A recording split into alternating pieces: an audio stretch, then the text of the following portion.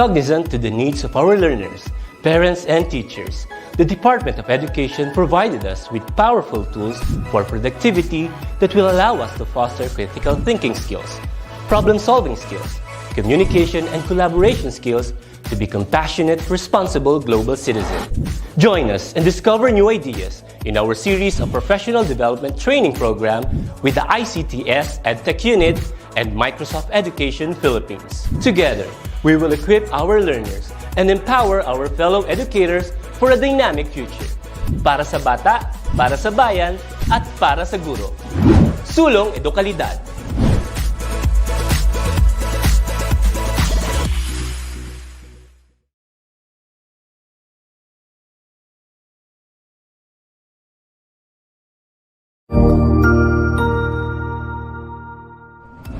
Magandang araw, Sir Wilbur po, at your service.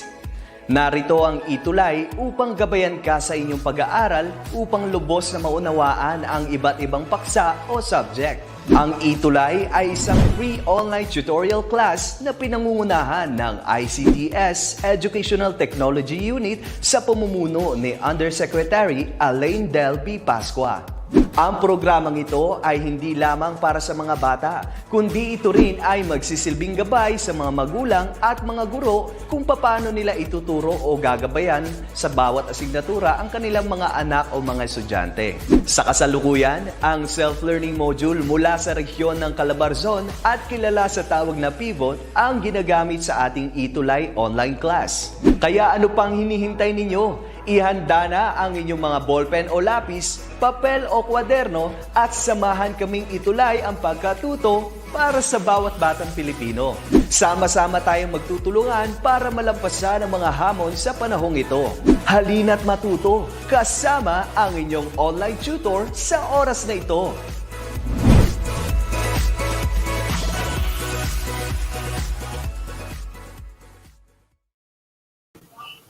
Magandang hapon po sa lahat po ng ating mga viewers ngayong hapon na ito.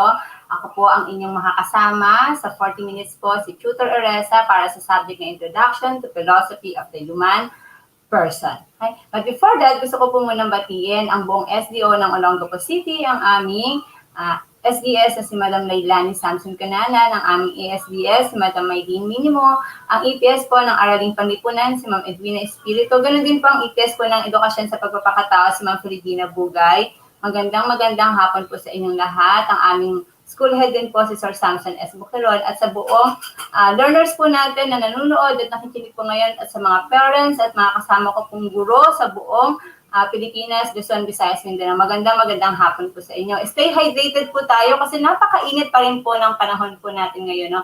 Masyado pong mainit. At uso pa rin po ang heat stroke ngayon. So, ang lesson po natin for our subject, Introduction to Philosophy of the Human Person. Nasa quarter 4, week 2 na po tayo. So, nalalapit na po ang ating pagtatapos sa ating school year 2020-2021. No? So, ang topic po natin is still freedom of the human person. And I'm your tutor, Eresa, for this subject. Okay?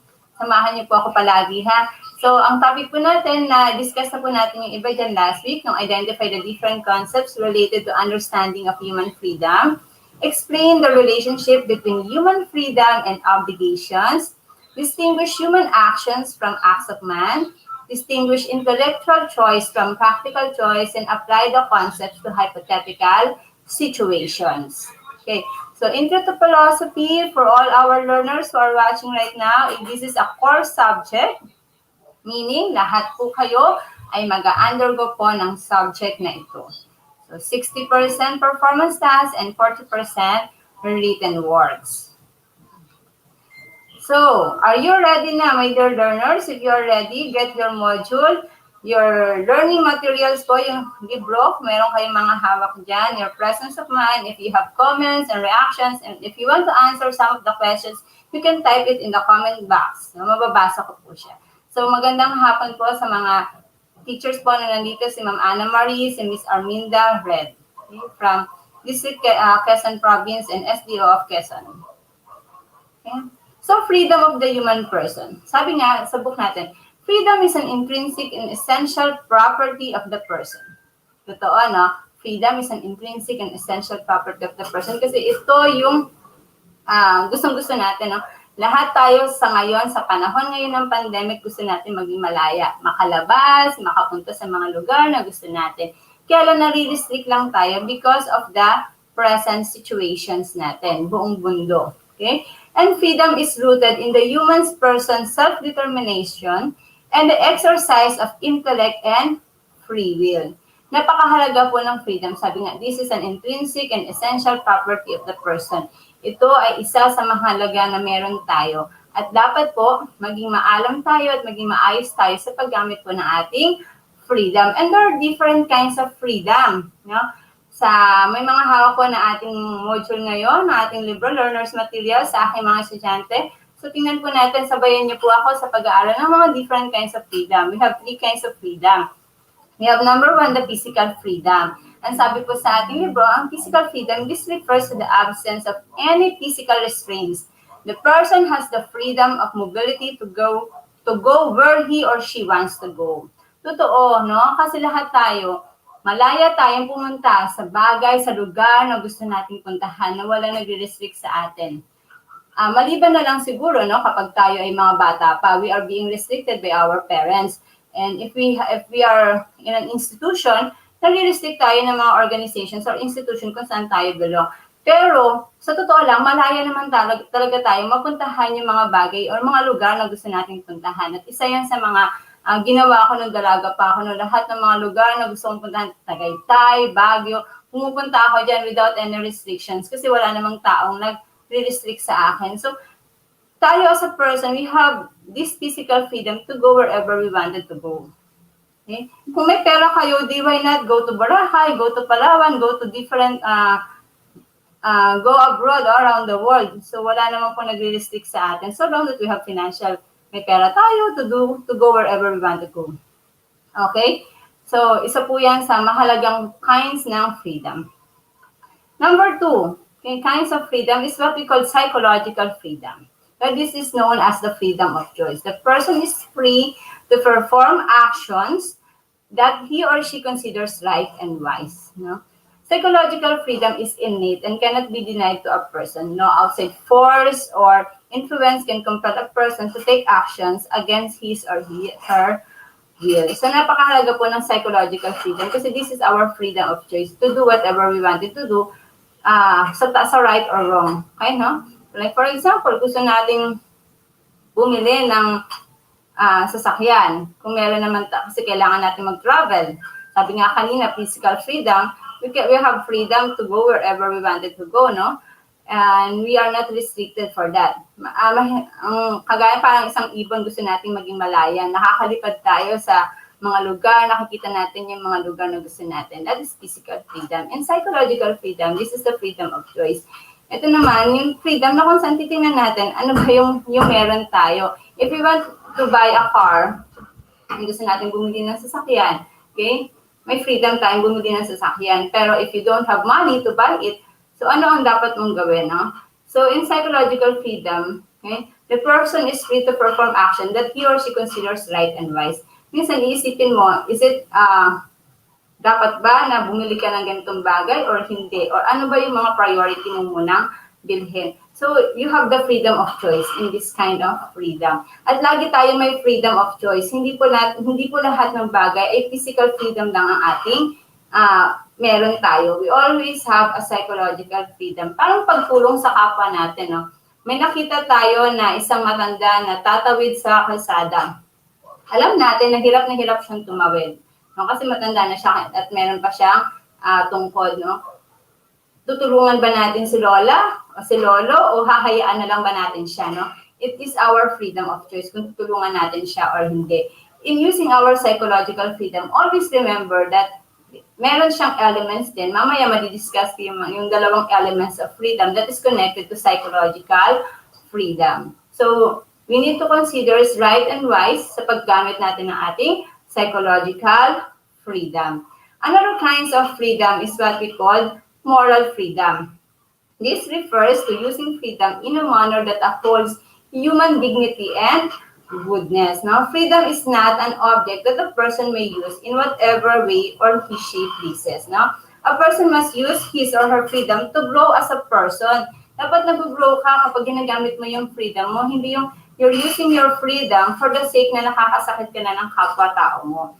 Always remember, my dear learners, senior high school learners, when we, in this topic, kinds of freedom of the human person, bakit siya included sa ating module? Kasi nga, gagaya ng mga nauna nating lesson, as a senior high school, tayo ay mga nasa age na 15, 16, 17, 18, 19, 20. Yan yung mga age natin na kung saan nagsisik tayo ng kalayaan sa magulang natin, kalayaan sa lahat ng bagay na gawin yung mga gusto nating bagay. Kaya isa sa napakahalagang part ng module natin dito sa philosophy, itong freedom, kasi para matutunan natin ano ba yung tamang paggamit ng freedom. Hindi porket may freedom tayo na gusto kong pumunta sa ganitong lugar, lalayas ako, na hindi ka na magpapaalam sa magulang mo. So that is a wrong use of freedom. So always remember, in using your freedom, physical freedom, there is always accountability, responsibility and accountability behind your freedom. Hindi tayo basta-basta pwedeng gumamit ng freedom because it is our rights, it is our karapatan natin to, innate to sa atin, basta-basta na lang natin siya gagamitin. We need to consider other things or other person when we are using our freedom. Sabi nga, sa moral freedom, this refers to using freedom in a manner that upholds human dignity and goodness. Ibig sabihin, hindi mo siya gagamitin just because para lang ma-please mo yung sarili mo. Kundi you need to consider other person then. Okay? Like for example, if you are still living with your parents, no? So you need to consider your parents, no? Kapag gusto mong pumunta sa mga lugar na gusto mong puntahan, dapat alam ng parents mo kung saan ka pupunta, no? At the same time, tingnan mo din yung budget, no? Psychological freedom, the freedom of choice, no? Yung budget at yung lugar na pupuntahan mo, is it safe or not? Baka mamaya makikipag-meet ka sa ka-chatmate mo. Safe ba na makipag-meet ka sa ka-chatmate mo? Or dapat, no, alam ng magulang mo or alam ng kung sino man, no? So always remember, we need to use our freedom in a manner na dapat nakakatulong sa kapwa natin at hindi nakakasakit sa kapwa natin. So one of the best things to in this module, always remember there are 3 kinds of freedom. Physical freedom, there are freedom to go wherever we wanted to go, or the freedom of mobility. Psychological freedom is our freedom of choice to do whatever we want to do, but in a manner, no, kailangan tingnan natin kung wise ba siya or in a good choice, no? And then we have the moral freedom, the freedom in using in a manner that upholds human dignity and goodness in our actions. Like for example, yung binanggit ko kaninang example, si Lola or si Lolo na tatawid sa kalsada. Tutulungan po ba natin siya or hindi? At dapat, syempre, if you're going to use moral freedom, tutulungan natin si Lola at si Lola na tumawid sa kalsada. So, hello po sa ating mga nanonood po ngayon kay Miss Jamie De Vera, Donna, Cynthia, at sa mga ma'am and sir po nanonood po ngayon. Okay. So, there are 2 elements of freedom. We have ito nga yung binanggit ko kanina. No? Napakahalaga po nito, the voluntariness. No? This refers to the ability of a person to act out of his or her own free will and self-determination. A person may decide to act or not to act, and these decisions are made out of his or her own free will. So when we use voluntariness, ito pumapasok yung isa sa mga katangian natin as a human transcendence, yung free will and human dignity. Na kailangan, when we do voluntariness, no, ito dapat ay bukal sa loob natin. Hindi yung dahil may kapalit. No? Kaya nga, alam niyo mga dear learners, sa Facebook lang makikita natin, no, yung act of voluntariness and act of may kapalit. No? Kaya, alam niyo, hindi ako naniniwala sa mga pa-tweetums tsaka yung mga pa-pictures na mga kung ano-anong ginagawa natin sa social media. Kasi if we are true, kung talagang totoong tumutulong tayo sa kapwa natin, we don't need pictures, we don't need media, we don't need social media at all. Ang pagtulong kasi hindi mo kailangan binobroadcast yan. Like ko ang sinasabi sa asawa ko, kung tutulong ka sa kapwa mo, hindi mo kailangan ng picture-picture, hindi mo kailangan i-broadcast sa social media na tumutulong ka. It's the goodness of your action, no? Kailangan lang, at least nakikita ka sa taas, nakikita ni Lord kung ano yung ginagawa natin. In the elements of freedom, the voluntariness, one of the best thing in this element is to act no? Based on your own free will. Hindi dahil sa may gusto kang makamit, no? Uso yan ngayon, kaya be responsible, be a good citizens of our country. Tingnan natin yung act of voluntariness. Nung last time, diniscuss natin yan, yung act of voluntariness. So there are different elements of voluntariness, the voluntary and involuntary.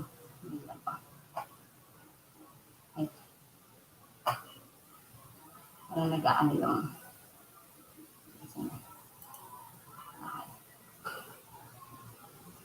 Okay po.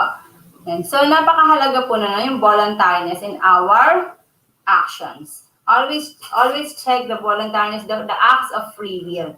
Okay?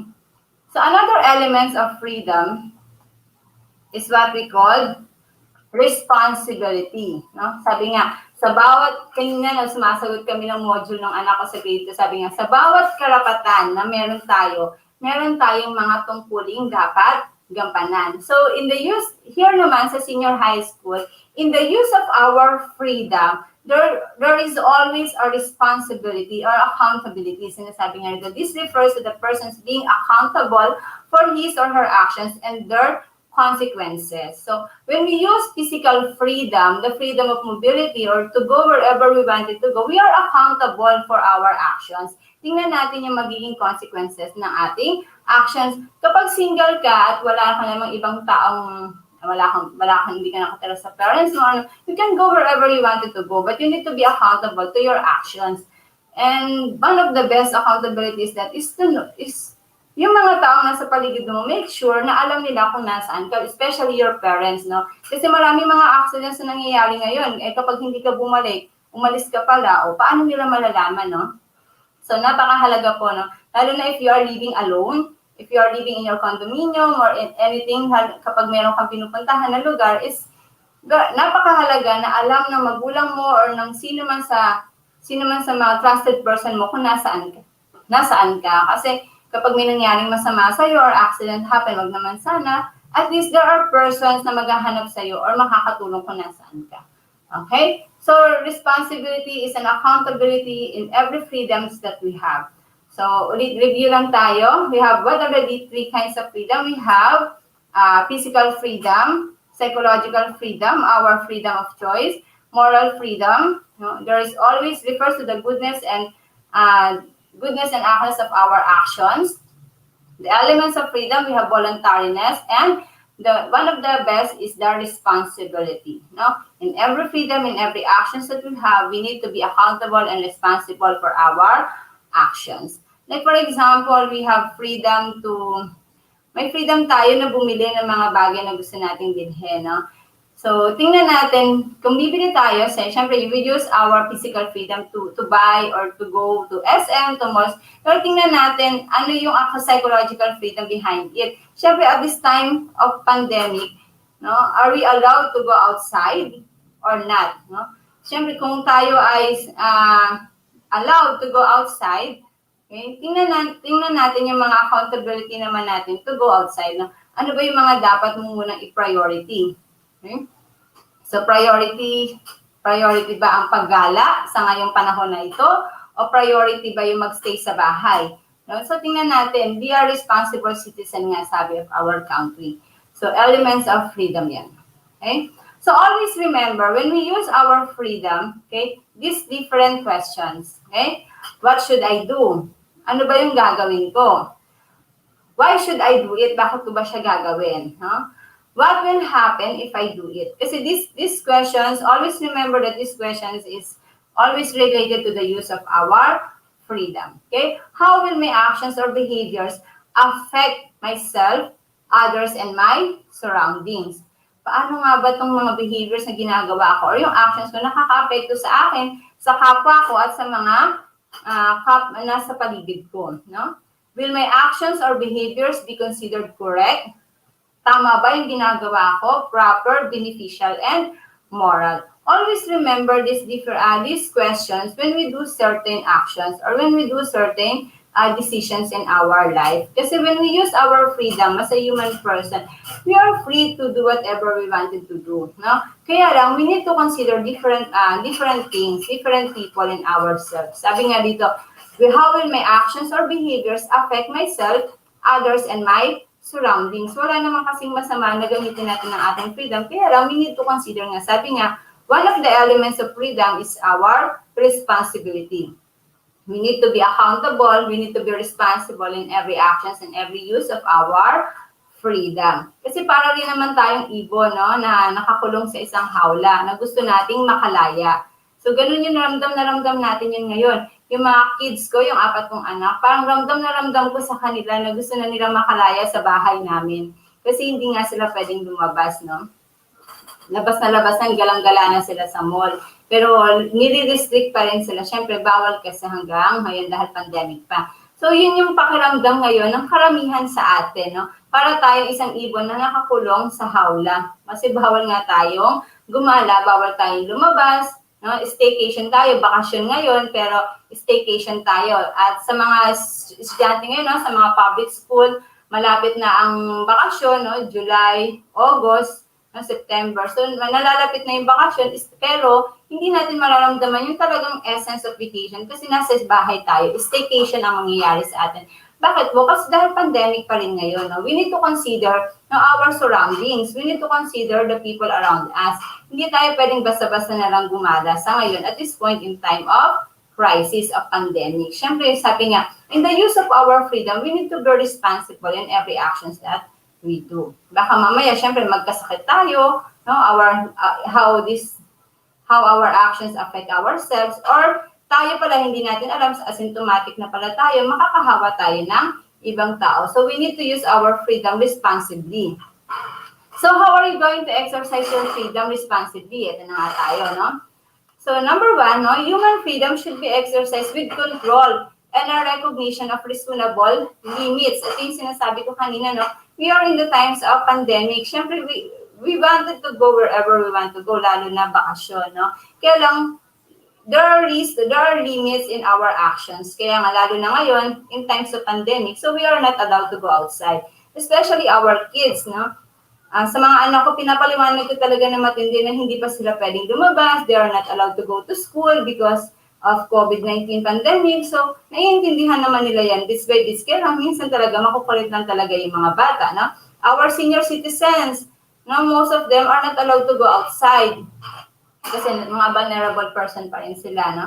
Kaya, hanggat maaari, kahit nga po andyan na yung vaccine, kahit na vaccine na tayo, no, we need to protect ourselves pa rin and our family. So, there are reasons, there are limits in the exercise of our freedom. So, because of some situations. And if you're a kid or kung teenager ka pa na nakatira ka sa bahay ninyo, of course, there are limits pa rin in the use of your freedom kasi you need to consider your parents. Another thing, freedom should be exercised with regards for knowledge and truth. No? You need to use your freedom, okay, na may kaalaman, gamit mo ang iyong knowledge, ang iyong wisdom, no? Hindi ka basta-basta na lang sige ng sige. Decide sa sarili mo, no? Gamitin mo, kaya nga laging sinasabi ng nanay ko, gamitin mo ang iyong utak, kaya nga yun nasa itaas eh. Diba? Laging sinasabi yan ng nanay ko dati. So, always exercise our freedoms with regards for knowledge and truth. Another thing, we should also recognize and uphold not only our individual freedom, but also the freedom of others. Lagi natin tatandaan, my dear learners, mga senior high school learners, na ang freedom ay hindi lang tayo ang meron yan, kundi ang kapwa din natin ay meron din silang freedom. Hindi pwedeng gamitin natin yung freedom natin without disregarding the freedom of others. Of course, we need to consider other people also. Kaya nga kagaya nung kanina sinabi ko, no, kung gusto natin pumunta sa isang lugar, we need also to consider our parents kasi isa rin sa mga freedom nila yung mag-alala sa atin, no, hanapin tayo, i-text tayo, tawag-tawagan tayo kung nasaan tayo. So, napakahalaga nun. So, kung mag-asawa kayo, kung may asawa ka, no, napakahalaga na alam ng asawa mo kung nasaan ka, no, baka mamaya nasa galaan ka na pala, no, hindi niya alam. So, mahalaga na alam din ng asawa mo kung nasaan ka kasi you are into one na nga, mag-asawa nga kayo, dapat alam niya. Kasi if you're going to exercise your freedom, you also need to consider the freedom of other people, of other individuals. Okay? So that is one way of exercising your freedom responsibly. Always remember, human freedom should be exercised with control and a recognition of reasonable limits. Freedom should be exercised with regards for knowledge and truth. And we should also recognize and uphold not only our individual freedom, but also the freedom of others. Okay? So, may questions po ba doon? Okay? So, let's proceed to our activities, to our assessment. Last week, meron na po tayo mga nasagutan na assessment regarding freedom. So, another assessment po ito. Actually, sa inyong mga modules, marami pong mga activities with regards to freedom. Nandyan yung mga paggamit po ng poster making, tapos may essay din po doon. So, yung mga essay, wala naman pong nagkakamali doon. Just do and follow the rubrics given in your pivot modules. Even in poster, follow nyo lang po yung rubrics na nakalagay doon. Masusundan nyo na po yung activity ng poster na gagawin niyo. Okay, may mga rubrics po siya. Okay? So, another assessment, okay, put a check beside the number of the statement which shows responsible use of freedom. Write your answers on a separate piece of paper. So, check lang po, no? Tapos, pag hindi siya responsible use of freedom, blanco lang siya, no? My dear learners. So, mga may hawak po ng mga learning materials ngayon. So, open nyo na po yung mga learning materials nyo. Sagutan na po natin yung inyong assessment na nandyan. Okay? Number 1, instead of spending her excess allowance on a new pair of shoes, Reina decides to open a bank account and start saving up for her future. Tingnan po natin na instead of spending her excess allowance on a new pair of shoes, Reina decides to open a bank account and start saving up for her future. Ano yung ginamit niya dyan? Na freedom. Nasa 3 kinds of freedom: physical, psychological, and moral. Okay? So, ang ginamit niya po dyan ay ang kanyang psychological freedom, the freedom of choice. And that is check. So, check yan, my dear learners. Number 2, despite the threats made on his life, the witness decided to come forward and divulge important information regarding the crime he witnessed. Okay? Despite the threats now made on his life, the witness decided to come forward and divulge important information regarding the crime he witnessed. Is that, may check ba siya dyan sa ginawa niya? Okay? Kahit na may death threat na siya, no? Nag-witness pa rin siya, nag-stand pa rin siya sa nasaksihan niyang krimen. So that is check. No? Hindi lang psychological freedom ang ginamit dyan, pati moral freedom. There is goodness on his actions, no? Para makatulong doon sa accident na nangyari, doon sa victim. Another, 3. A woman used the internet to humiliate her ex-boyfriend by spreading nude photos of him on social media. A woman used the internet to humiliate her ex-boyfriend by spreading nude photos of him on social media. Tama po ba yung ginawa niya? Okay? Yung pagpapakalat ng nude photos ng boyfriend niya sa social media, sa Facebook or saan pa man yan, Instagrams or whatever. So, wala po yung check, no? Kasi mali yun, no? Kung ex-boyfriend mo na siya, kung ano man, no? Naghiwalay na kayo, just leave it. Hayaan mo na, no? Hindi mo naman kailangan gumante kung mayroon siyang ginawang masama sa iyo. Hayaan mo na yung tinatawag nating karma to do that, no? Ang isang mali ay hindi matutumbasan ng isa pang pagkakamali. Lagi po natin tatandaan yan. Okay, number 4.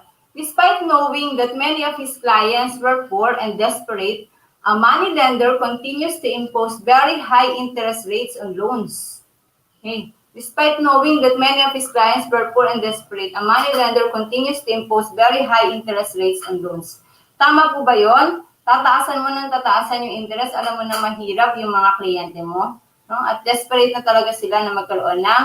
Pero lalo na ngayon, no, in times of pandemic, we are all desperate. No?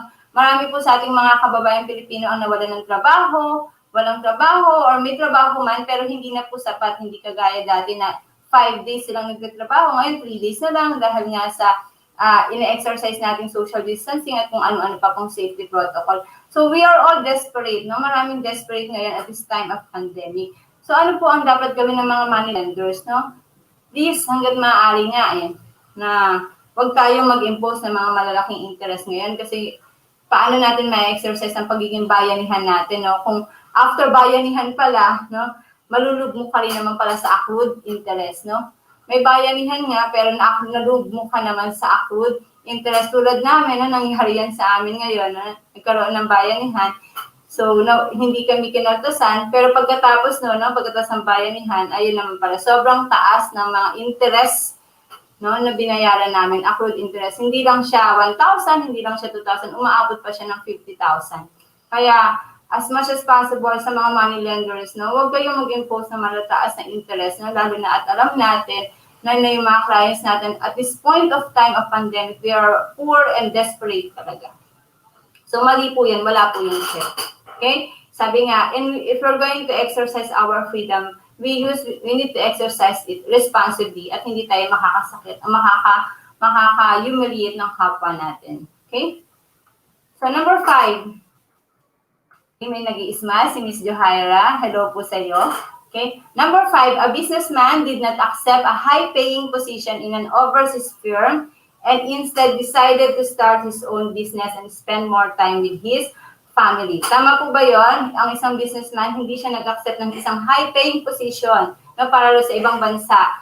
Instead, nag-start na lang siya ng sarili niyang business para makasama niya yung kanyang pamilya at magkaroon siya ng maraming oras sa kanyang family. So, yun po ay isang tamang desisyon. Tamang decision. Kung marami ka namang pera, bakit kailangan pang pumunta sa abroad? Be with your own family. Start a business of your own. Be with your family kasi napakahalaga. Lalo na ngayon itong anak po natin ay mga bata pa, mga babies pa. Napakahalaga po na masubaybayan natin ang kanilang paglaki. Okay lang sana kung yan ay mga matatanda na, mga college graduate na. Sa ngayon, at this point in time, kung baby pa yan, kung mga kids pa yan, napakahalaga po na masubaybayan natin ang kanilang paglaki. At tayo mismo as a parents, ang talagang nag-aalaga sa kanila. Spend more time with your family. Hindi po sila forever bata. Okay?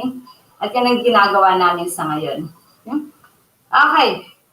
Another assessment. Okay? Another activities in our modules, my dear learners, tingnan natin. Sana makatulong po sa inyo. Sana nasagutan ninyo yung 5 situations sa inyong learning materials. Okay?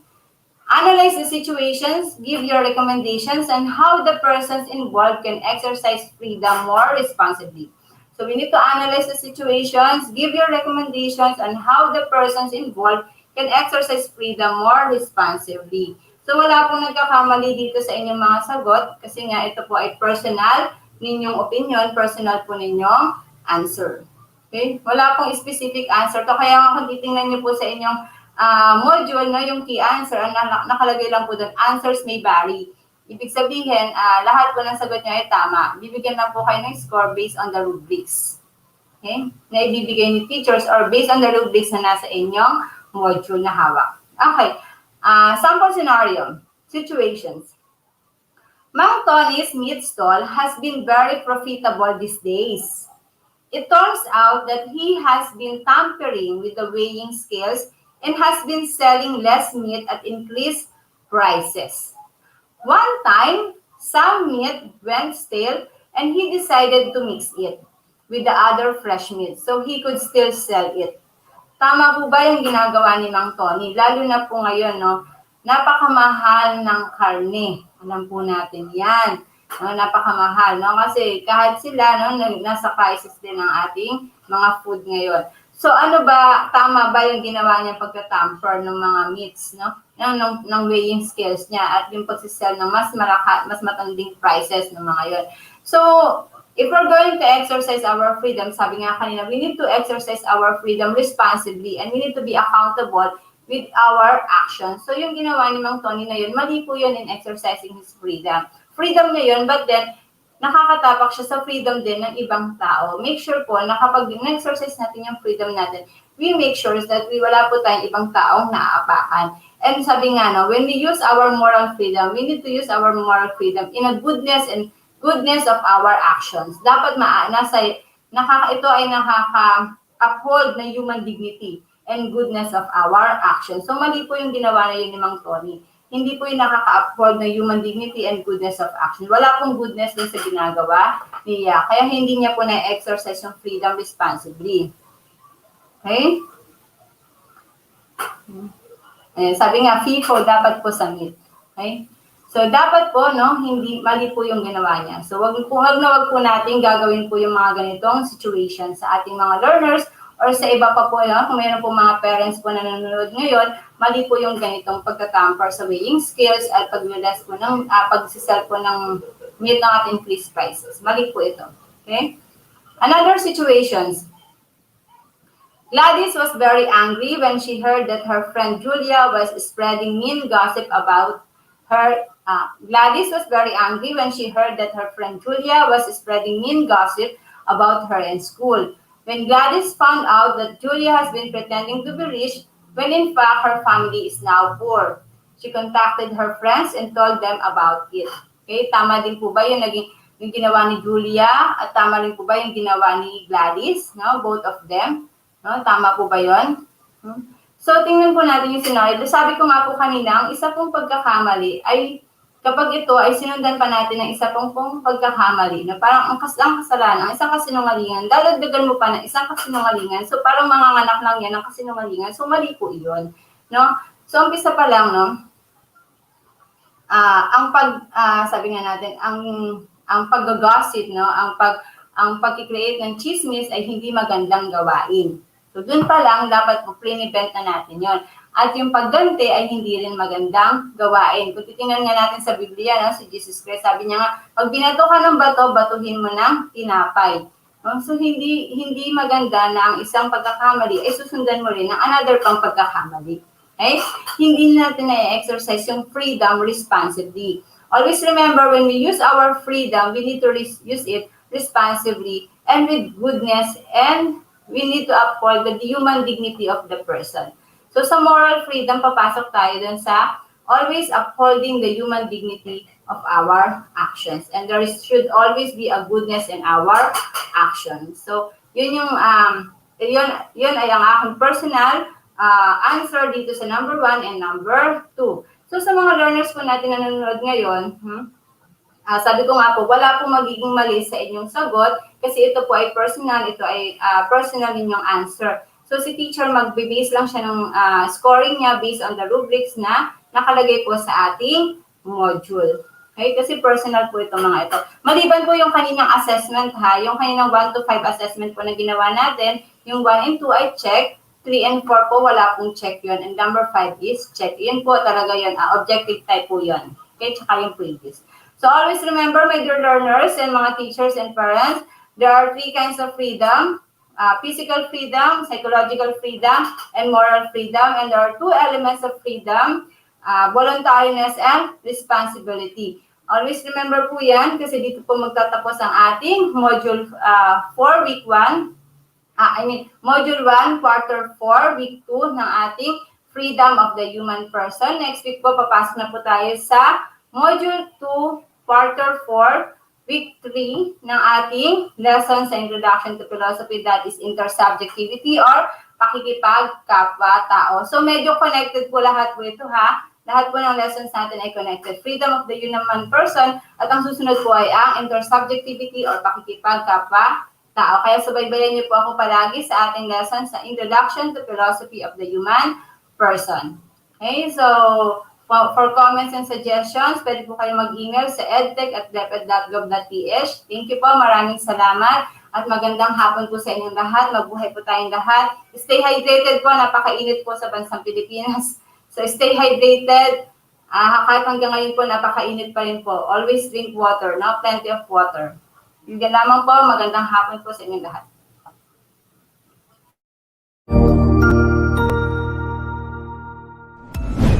Sigurado ako na marami ka na namang natutuhan sa ating ETUlay tutorial session ngayong araw. Tandaan, ito ay hindi lamang para sa ating mga mag-aaral, kundi pati rin sa ating mga minamahal na guro at mga magulang na kaagapay natin para maituloy ang pagkatuto sa kabila ng nararanasang pandemya. Patuloy ding sumubaybay sa DepEd TV para sa mga araling ginawang video episodes. Mapapanood ito mula Lunes hanggang Sabado, alas 7 ng umaga hanggang alas 7 ng gabi sa inyong mga telebisyon. Abangan bukas mula 1:00 ng tanghali ang iba pang aralin sa ating ETUlay free online tutorial session sa mathematics. I-like and subscribe at manatiling nakasubaybay sa ating ETUlay tutorial session sa DepEd Edtech Unit FB page at Educational Technology Unit channel sa YouTube at sa DepEd Tayo at DepEd Philippines social media accounts. Paalam!